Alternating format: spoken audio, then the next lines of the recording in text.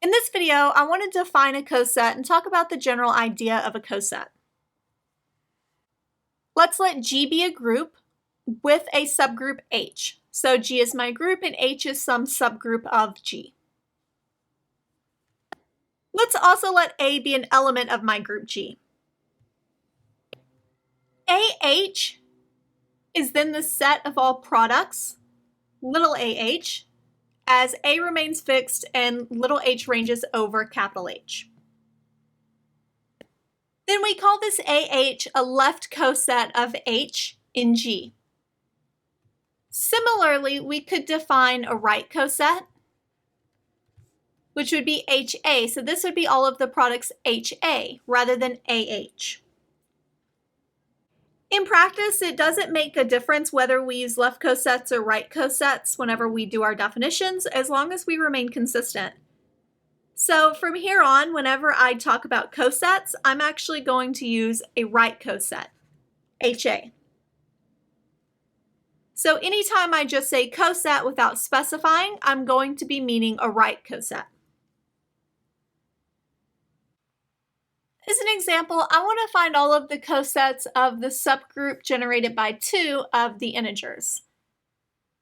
So we can start with, since this is an additive group, instead of doing HA, I'll do H plus A. So I could do 2 plus 0.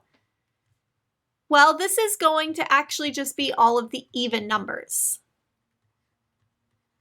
Since the subgroup generated by 2 is just the even numbers, and adding by 0 will not change anything. We could also look at the subgroup generated by 2 plus 1. So now I'm going to add 1 to all of these numbers. I'll get -3, -1, 1, 3, 5, etc. And this comes from -4 plus 1 is -3, -2 plus 1 is -1, 0 plus 1 is 1, 2 plus 1 is 3, 4 plus 1 is 5, etc. If I were to do 2 plus, or the subgroup generated by 2 plus 2, -4 plus 2 is -2, -2 plus 2 is 0, 0 plus 2 is 2, 2 plus 2 is 4, 4 plus 2 is 6, and we can see that these two right here are actually the same. And in fact, these two cosets here, the first two that we found, are the only possible cosets. Let's do another one. This time my group is Z12, H is the subgroup generated by 4, and I want to find all of the cosets. So first, let's think about what this subgroup looks like. 4 plus 4 is 8, 8 plus 4 is 12, which is the same thing as 0.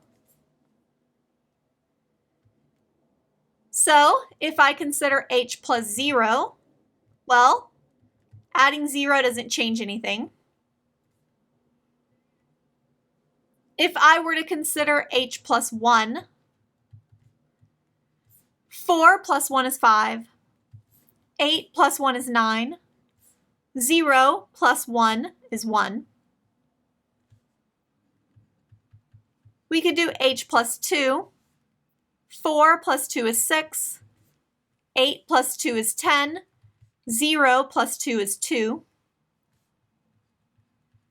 We could do H plus 3, 4 plus 3 is 7, 8 plus 3 is 11, 0 plus 3 is 3. We could also do H plus 4. 4 plus 4 is 8, 8 plus 4 is 0, and 0 plus 4 is 12, so we can see that these two are actually the same.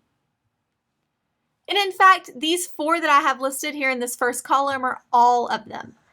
You could go ahead and try H plus 5 plus 6, 7, 8, 9, 10, and 11 and double check, and you'll see that they are all just these 4. And I want to consider the group S3. I'm going to consider the subgroup that consists of E and alpha, and I went ahead and labeled all of my elements of S3 here. Well, if we do HE, The identity times the identity is just the identity, and alpha times the identity is alpha, so that one's easy. What about H alpha? Well, E times alpha is going to be alpha. What about alpha times alpha? Well, that'll be 2, 3, 2, 3. 2 maps to 3 and 3 maps to 2, so 2 maps to 2. 3 goes to 2 and 2 goes to 3, so 3 maps to 3, and we can see that's just the identity. So these two are actually equal. Next, let's do H beta. That would mean E times beta, that's beta. Alpha times beta, so 2, 3 composed with 1, 3, 2. We have 1 maps to 3 and 3 maps to 2, so 1 maps to 2. 2 maps to 1, so that would close that parentheses. And if I check, 3 maps to 2 and 2 maps to 3, so 3 maps to 3. So that would be gamma. And then that would be the coset H beta. If we did H gamma, the identity times gamma is just gamma. And then we have alpha, gamma. Alpha from H and gamma from which coset we're looking at.